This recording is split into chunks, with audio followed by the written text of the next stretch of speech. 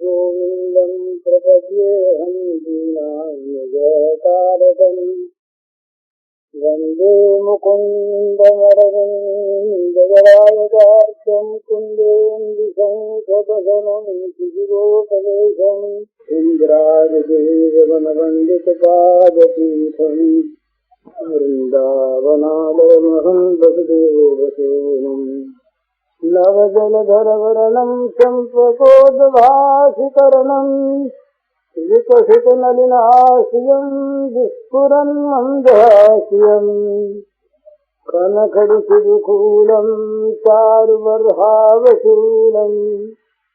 कमपि निखिलसारं नौनिगोपीकवारम्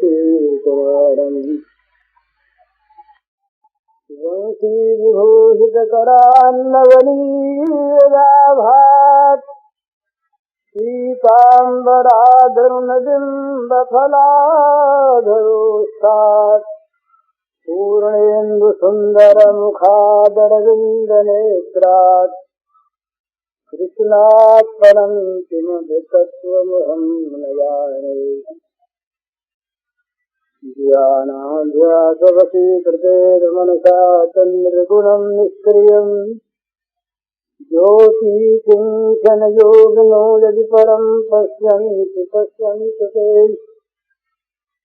अस्माकं तु तदेव लोचनचमत्काराय भूयाचिरम् कालिन्दी पुलिनेषु यत्किमपि तन्नीलं मूढावति राममय सब जगजानी करूं प्रणाम जोर जुगपानी। समस्त चराचर जगत में प्राणी मात्र के रूप में अभिव्यक्त श्री भगवान के पावन चरण कमलों में सबके नमस्कार। महात्मा गोकर्ण जी के पिता के प्रति निवेदन किए हुए 2 श्लोकों का प्रसंग अपने चल रहा है।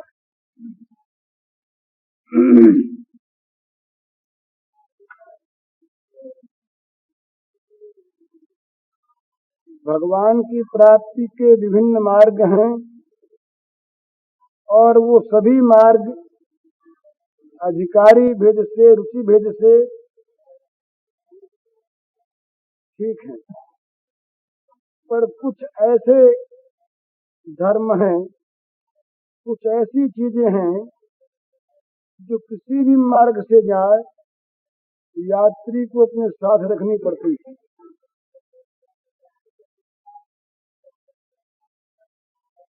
उसे कहते हैं पाथे, मार्ग में काम आने वाली चीजें। इसी का नाम है मानव धर्म। इसी को कहा है योग दर्शन में यमनियम। श्रीमद् भगवद गीता में दैवी संपत्ति।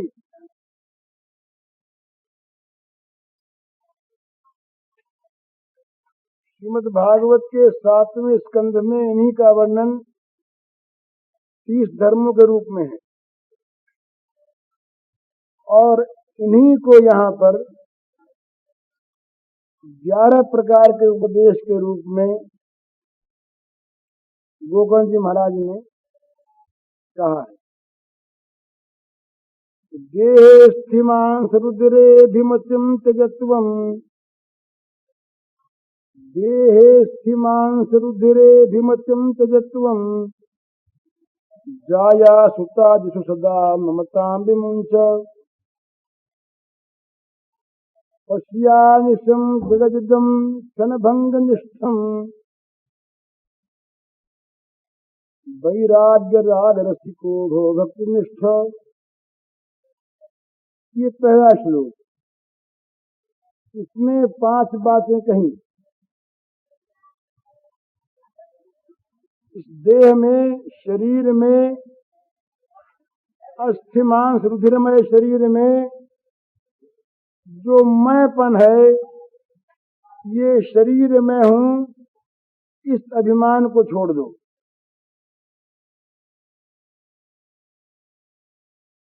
संसार के प्राणी पदार्थों में जो ममता है, मेरापन है, जो बंधन का प्रधान और अन्यतम कारण है, जो दुख का बीज है, उस ममता का सदा के लिए परित्याग कर दो।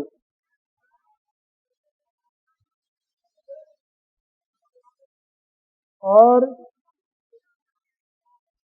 इस जगत को जो देखने सुनने में आ रहा है,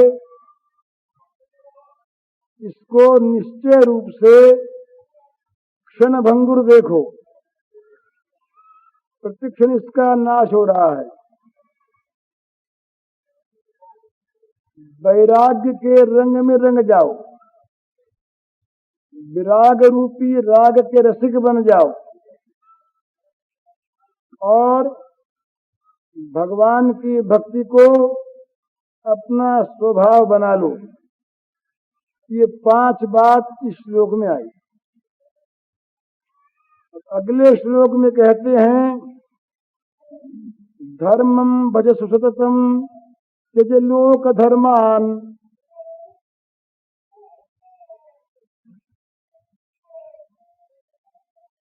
धर्म का नित्य सेवन करो, लोक धर्मों का त्याग कर दो।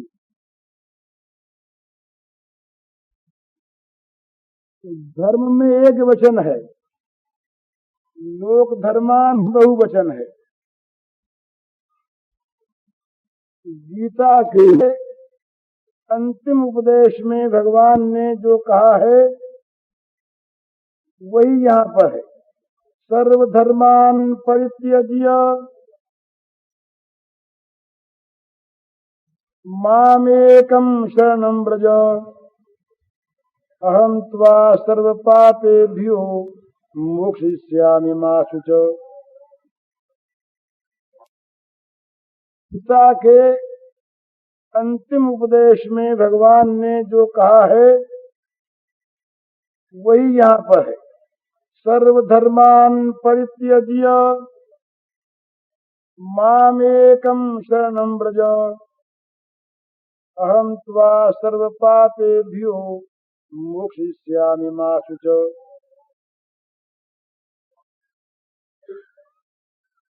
धर्मं भज सुततं त्यज लोक धर्मान। सर्वधर्मान परित्यज्य त्यज लोक धर्मान माम एकम शरणं व्रज। धर्म भज सुततं, एक धर्म जो है वो क्या है? सवै पुंसाम परो धर्मो ये तो भक्ति रहदोक्षजे। ये श्रीमद् भागवत के प्रथम स्कंध में ही शायद दूसरे अध्याय में है। अहेतुक अप्रतिहता ये आत्मा संप्रसिद्धते। तो कहते हैं कि मनुष्यों के लिए वही एक परम धर्म है जिससे भगवान की अहेतुकी और अप्रतिहता भक्ति प्राप्त हो। अहेतुकी माने जिसमें कोई शर्त न हो, जिसमें कोई हेतु न हो, जिसमें किसी वस्तु का कोई सम्मेलन न हो, मिश्रण न हो, केवल बिना किसी हेतु के भगवान की ओर स्वाभाविक लगने वाली प्रीतिमयी चित्तवृत्ति का नाम भक्ति। तो ये परम धर्म है और इस धर्म में बाधा देने वाले जितने लोक धर्म हैं वे सब के सब त्याज्य हैं। मने समझने का अभिप्राय यहाँ यही है कि जिन धर्मों से इंद्रियों के धर्म, मन के धर्म, बुद्धि के धर्म, संसार के और धर्म, ये सारे धर्म अगर भगवान के साथ संयुक्त नहीं है तो उनका नाम होता है लोक धर्म। और भगवान के साथ जुड़कर जब ये सब भगवान की सेवा में नियुक्त हो जाते हैं तब वो विविध धर्म नहीं रहते, एक धर्म हो जाता है, उसका नाम होता है भगवान की भक्ति। मन इंद्रियों के द्वारा, मन के द्वारा, बुद्धि के द्वारा, शरीर के द्वारा और बाहरी तमाम साधनों के द्वारा भगवान को प्रसन्न करने की क्रिया हो, वे सारे के सारे कर्म भगवान के लिए हों। श्रीमद् भगवद गीता के 11वें अध्याय के अंतिम श्लोक में भगवान ने बताया अनन्य भक्ति का स्वरूप। उसमें सबसे पहली बात कही मत कर्म कृत। माने वो जो भक्त है भगवान का, वो अपना कोई कर्म नहीं करता, तो कर्म नहीं करता सो बात नहीं है। कर्म का आचरण, धर्म का अनुष्ठान जिस धर्म का आवश्यक है उसका वो करता है, परंतु वो करता है भगवान का कर्म, अपना नहीं। तो जब ये सारे के सारे लोक धर्म भगवान के साथ संयुक्त हो जाते हैं तब इसमें लोक का परित्याग हो जाता है और फिर इनकी जो विविधताएं हैं वो केंद्रीभूत होकर के एक रूप बन जाता है, उसका नाम होता है भक्ति। तो सवै पुंसाम परो धर्मो ये तो भक्त रथोक्षजे अहेतुक प्रतिहता। अहेतुकी और अप्रतिहत जो सदा बनी रहे ऐसी जो भगवान की भक्ति है जिससे होती है वही परम धर्म है। तो जहां ये विविध लोक धर्म का अर्थ है इंद्रियों को, मन को, बुद्धि को तृप्त करने वाले धर्म, जिनका भोगों के द्वारा, संसार के विषयों के द्वारा आसक्ति पूर्वक ग्रहण होता है, उन सारी क्रियाओं का नाम है लोक धर्म। तो लोक धर्म का त्याग करेगा कौन और इस एक धर्म का सेवन करेगा कौन, ये पहले आ चुका। वैराग्य राग रसिको भव भक्तनिष्ठ, जो विराग के रागम का रसिक हो चुका, जो जब तक ये चित्त में, ये सवेरे बात हो चुकी ही थी कि जब तक हमारे मन में भोगों की आसक्ति है, जब तक हमारा मन किसी अन्य विषय में आसक्त है, तब तक मन हमारा भगवान के लिए खाली नहीं है। आसक्ति वाले मन में भगवान आते नहीं। तो तमाम आसक्तियों को दूर कर दिया जाए, तमाम आसक्तियां मन से निकाल दी जाएं और उस निकली हुई स्थिति में, आसक्तियों के निकल जाने पर जो चित्त की स्थिति होती है वो स्थिति होती है विरागमयी, उसी का नाम वैराग्य है। और उस वैराग्य में एक होता है महान आनंद, महान रस। उस रस का हम लोगों को किसी को पता है ही नहीं।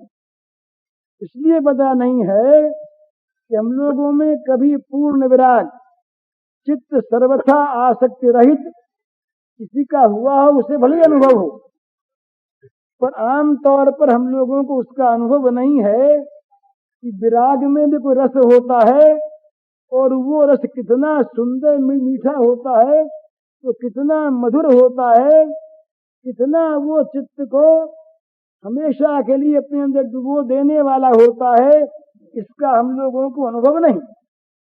पर गोकर्ण जी महाराज कहते हैं कि वो रस है। रस माने वो महान आनंद है। उस रस के तुम रसिक बन जाओ, उस राग में तुम रंजित हो जाओ, तो क्या होगा? भक्ति निष्ठा प्राप्त होगी। भक्ति निष्ठा प्राप्त होने का ही ये दूसरा रूप बताते हैं, त्यज लोक धर्मान और धर्मम सतत भजस्व। इसका अर्थ यह है कि लोक धर्मों को त्याग करके इंद्रियों को तृप्त करने वाले जितने कर्म हैं, मन को तृप्त करने वाले जितने कर्म हैं, इन सारी क्रियाओं से चित्त को हटाकर, इन सारी क्रियाओं से चित्त के जाने वाले प्रवाह को रोककर एक धर्म है, तो सर्वधर्मान परित्यज्य माम एकम शरणं व्रज, ये एक धर्म। इस धर्म का निरंतर सेवन करो, इस धर्म को निरंतर भजो, इस धर्म की सदा सर्वदा सेवा करो। ये जब तक लोक धर्म रहेंगे, ये संसार के विविध पदार्थों की ओर खींचने वाली चित्त की वृत्ति बनी रहेगी, तब तक वो भगवान के रस का अपूर्व आनंद प्राप्त नहीं होगा। और इसी का नाम मोह है कि लोक धर्मों में अभिरुचि, लोक धर्मों में चित्त का फंसा रहना, इसी का नाम मोह है। ये बड़े बड़े सुंदर रूपों में भी आते हैं लोग, इसी से इनका नाम धर्म है। कर्तव्य के रूप में आते हैं, धर्म के रूप में आते हैं, नीति के रूप में आते हैं, पर वो आते हैं सारे के सारे चित्त को फंसाने के लिए, उस एक से हटाकर अनेकों में भटकाने के लिए। उसका सावधानी के साथ लोक धर्मों का त्याग कर दो और निरंतर धर्म का, एक धर्म का सेवन करो। एक धर्म के सेवन का अर्थ है नित्य निरंतर सारे कर्म भगवान को समर्पण करते हुए भगवान की सेवा में लगे रहो, भगवान की भक्ति में नियुक्त रहो।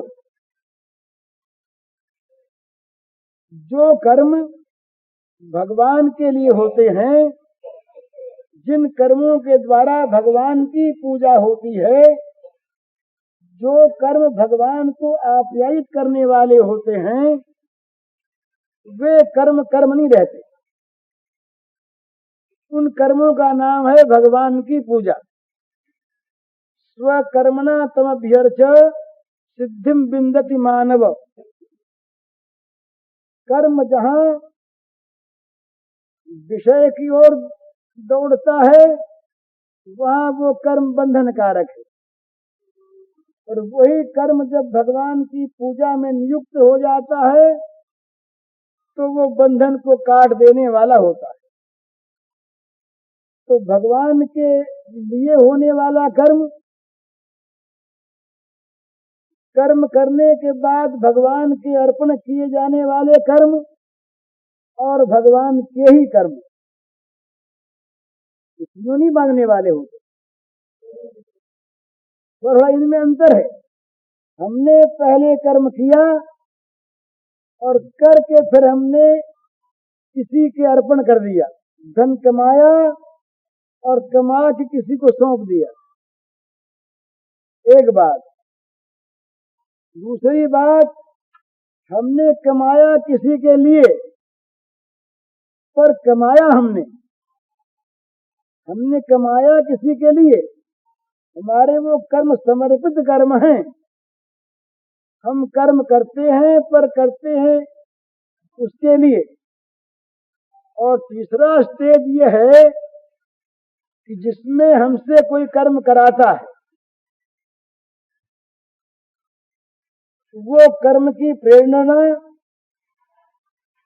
कर्म में जो प्रेरक होता है वो हमारा अपना बुद्धिबल नहीं है, हमारी अपनी किसी व्यवस्था का फल नहीं है, वो कोई दूसरा कर्म कराता है।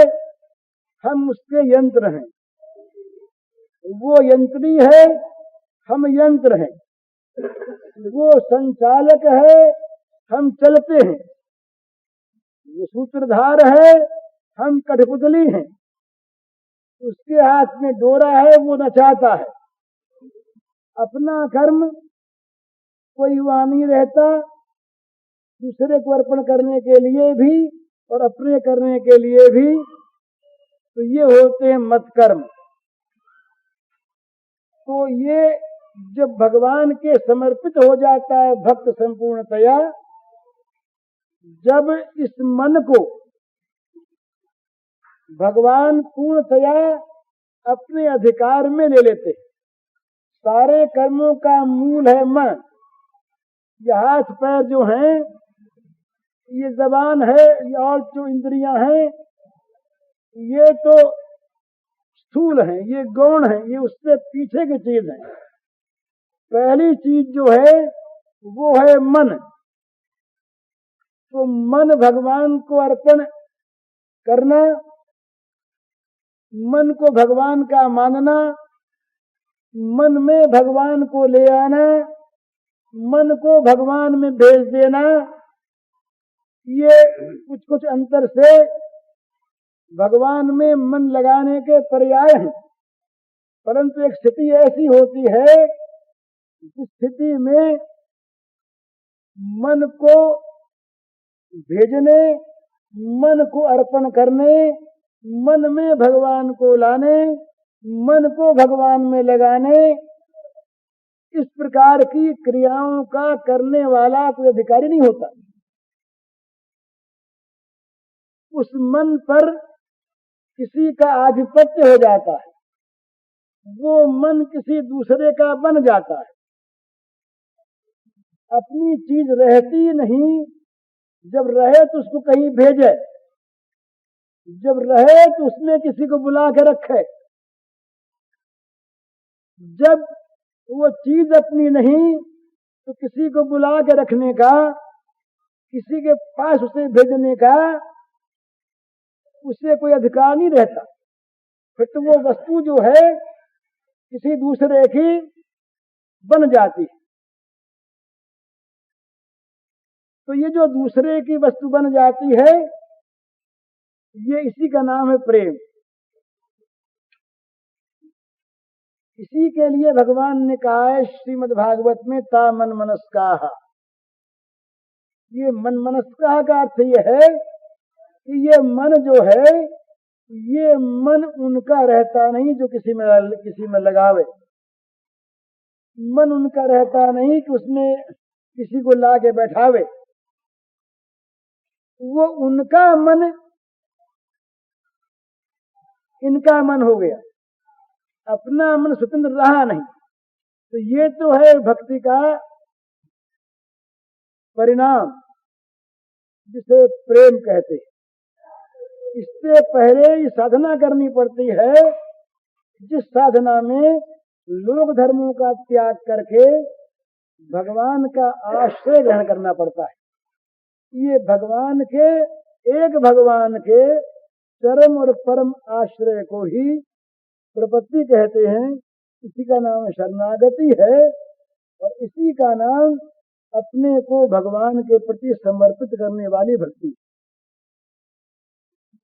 और प्रपत्ति होने के बाद ही उस पर अधिकार होता। हम किसी को चीज कोई सौंप दें तभी वो कहे ना कि चीज हमारी है। हमारी चीज अपने हाथ में है, हम कहें तुम्हारी हो गई, तुम्हारी हो गई। और हमने उसको हाथ से छोड़ा नहीं, तो तुम्हारी हो कैसे गई? उसका अधिकार तो होगा तब जब वो वस्तु उसको मिल जाएगी। किसी वस्तु के किसी को दान दे देने पर उसका स्वामी ज्यादा नहीं रहता, उसका स्वामी हो जाता है गृहीता, लेने वाला। पर दान दे चुकने पर तो शरणागति जो है ये दान दे चुकने की स्थिति है। अपना सर्वस्व समर्पण कर दिया भगवान के, अपने को भगवान पर छोड़ दिया, न्यौछावर कर दिया, अपना हानि लाभ, अपना लोक परलोक भगवान पर छोड़ दिया। वो चाहे सो करें, चाहे जैसे करें, चाहे जब करें, बिना शर्त के अपने को सौंप दिया। इसी का अर्थ है माम एकम शरणम व्रज। एकम जिस शर्त को साथ ले गए तो एकम नहीं है। तो ये जब हो चुकता है तब वो प्रेम की प्राप्ति होती। इसके बाद इसलिए लोक धर्मान का ये अर्थ है कि जितने भी ये विषयों में आसक्त करने वाले कर्म हैं, विषयों की आसक्ति से होने वाले कर्म हैं, इन सारे कर्मों से मन हट जाए और वो मन एकमात्र भगवान में नियुक्त हो जाए, उसमें लग जाए। उसके बाद फिर कहते हैं सेव सुसाधु पुरुषान जय काम तृष्णा। इसके लिए उपाय क्या है? ये होगा कैसे? तो होगा ऐसे, और होने के बाद भी विशेष जो इसका रस है उसकी प्राप्ति बिना संग के नहीं होती। श्रीमद् भागवत में सत्संग की बड़ी महिमा है। सत्य माने भगवान और संग माने भगवान का संग। सत्य माने भगवान और संग माने आसक्ति, भगवान में आसक्ति। सत्य माने भगवान को प्राप्त हुए पुरुष और संग माने उनका साथ। तो इसका असली तात्पर्य एक ही है कि भगवान के साथ हमारा संग हो जाए। तो श्रीमद् भागवत में इसकी बड़ी महिमा सत्संग की। इसके कई रूप हैं। सत्संग एक वो भी है जिससे बुद्धि निर्मल होती है। सत्संग वो है जिससे पापों का नाश होता है।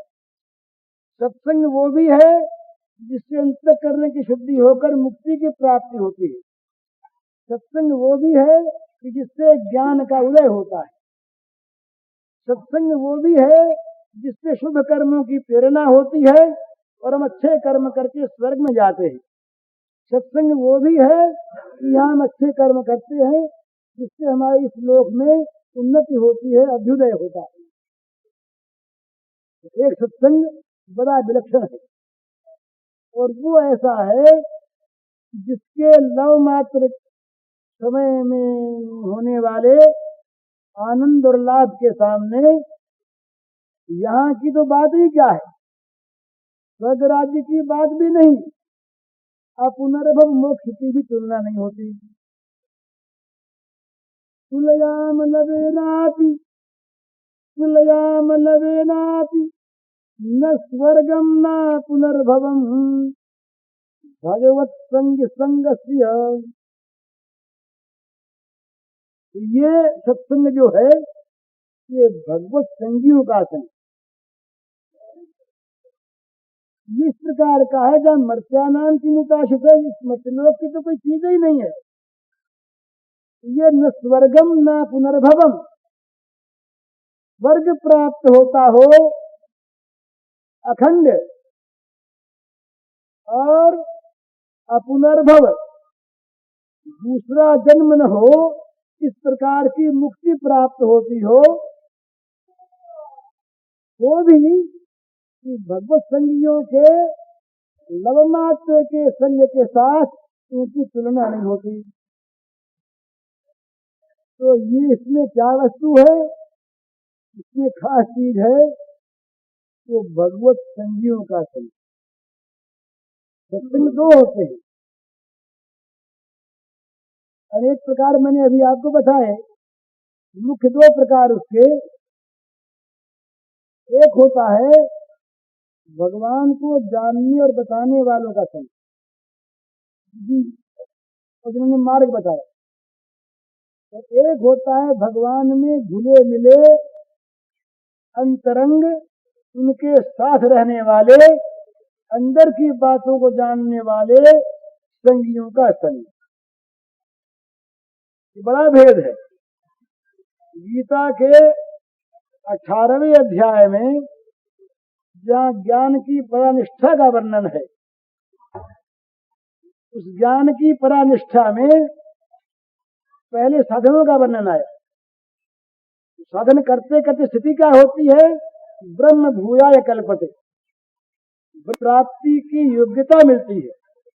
और फिर ब्रह्म भूतः प्रसन्नात्मा न शोचति न कांक्षति स्वयं सर्वेषु भूतेषु, ये इतना होता है। तो ब्रह्म भूत हो गया और उसकी आत्मा प्रसन्न हो गई, अर्थात उसका सारा शोक सदा के लिए मिट गया। कर्त शोक आत्मविद, वो शोक रहित हो गया, प्रसन्नात्मा हो गया। उसको न किसी बात की चिंता रही और न किसी बात की आकांक्षा रही। समस्त भूतों में वो ब्रह्म को समान देखने लगा। इतना जब हुआ तब मद भक्तिम लभते पराम, ये गीता के श्लोकों का शब्दार्थ है। मद भक्तिम लभते पराम, भगवान श्री कृष्ण कहते हैं कि मेरी पराभक्ति, मद भक्ति, मेरी पराभक्ति उसको मिलती है। फिर क्या होता है, भक्तिया माम अभिजानाति यावान यस्यास्मि तत्वतः। इससे सिद्ध है कि अब तक उसने तत्वतः भगवान कैसे और क्या थे ये जाना नहीं था, ये जानना अवशेष था। अब उसने इस पराभक्ति के द्वारा भक्तिया माम, माम समग्र ब्रह्मम श्री कृष्णम भक्तिया माम अभिजानाति, इस भक्ति के द्वारा उसने जैसा जो कुछ मैं हूं ठीक वैसा तत्व से जान लिया। और जब जान लिया तो फिर क्या होगा, ततो माम ततो ज्ञात्वा विशते तदनंतरम, इसके अनंतर ही, इसके बाद ही हम दोनों घुल मिलकर एक हो गए।